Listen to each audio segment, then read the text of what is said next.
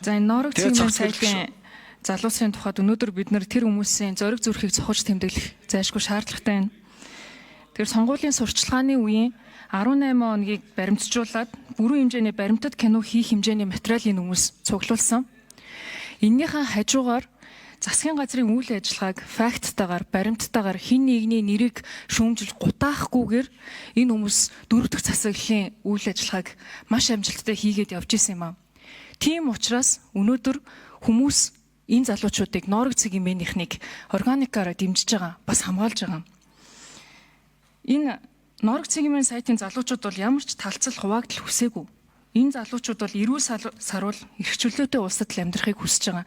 Тэр хүрээндээ хараат бусаар үйл ажиллагаа явуулахын тулд олон нийтээс санхүүжилтийг босгоод энэ баримтат киногоо хийе гэд ил зарлаад явсан.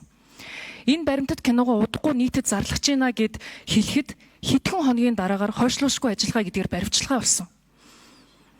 Ийм баримтчилгаа болцсон байхад иргэн хүний хувьд, их хурлын гишүүний хувьд бид нар зүгээр хараа суугаад иж болохгүй. Манай улсын үндсэн хууль дээр байгаа манай нийгмийн үнэт зүйл маань энэ. Бид нар хизээч энтэй эвлэрч болохгүй зүйл юм аа. Тэр утгаараа бид нар Норогийн залуучуудаа хамгаалсаар байх болно. Тэгэхээр нэг асуулт асуумаар байна. Энэ сонгуулийн 18 оны баримтат кино гэд бид нар ярьж байгаа. Нэг зүйлсээ байна л да. 24 оны сонгуул болохоос 2-3 сарын өмнө 37 хөтөлбөрийг одоо тухайн үеийн эрх баригч нам Монгол Ардын намаас санаачлаад 658 тэрбум төгрөг гаргацсан байна гэдгийг энэ нээлттэй нийгэм форумаас тайлан дээр нь гаргаж өгсөн. Тэгэхээр жишээ нь Норог цэгийн мэн сайтын гаргаж байгаа энэ баримтат кинон дээр энэ тайлан дээр бичигдсэн байгаа шиг үйл ажиллагаануудыг системийг илчилсэн байвал яах вэ?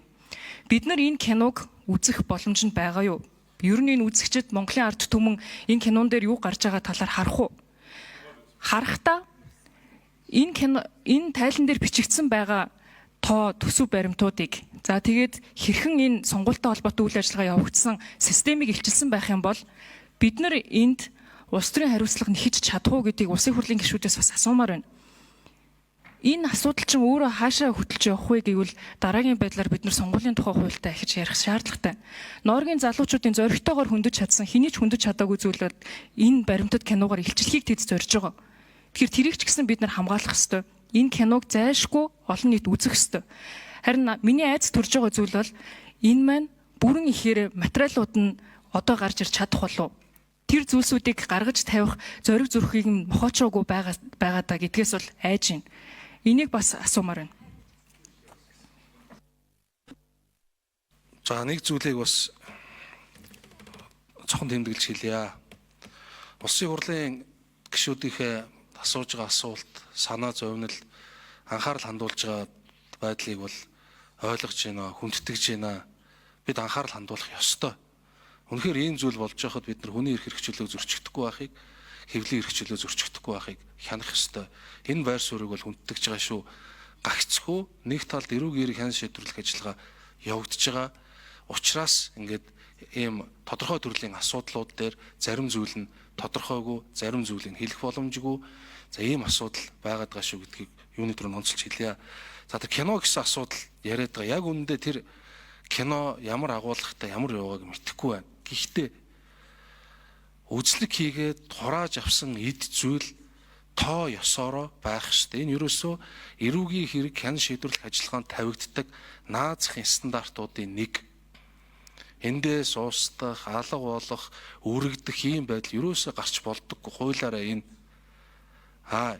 мөрдөн шалгах ажиллагааны хамгаалдаг энэ эрүүгийн хууль холбогдох зүйл хэсгүүд ч гэсэн мөрдөн шалгах ажиллагааны тодорхой журам зөрчихийг эрүүгийн хэрэг болгоод хуульчлагдсан байдаг.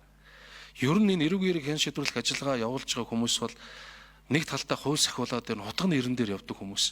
Буруу алхахад л өөрсдийн яг энэ хуулийн дээр заац хариуцлагууд байдаг учраас тэгэхээр энэ дээр бол тэр хууль заасан үндсэл журмын дагуу явуулахад ямар нэг байдлаар контент алгуулах, агуулга, үгүй болох юм явахгүй болов гэж бодож байна. За тэгээд яг зөвөр улсын хурлын гишүүнийхээ хувьд хэлэхэд үнэхээр тийм сонгуулийн луур булхаа ийм зүйлийг илчилсэн юм байвал гараасаа гэж бас хүсэж байна.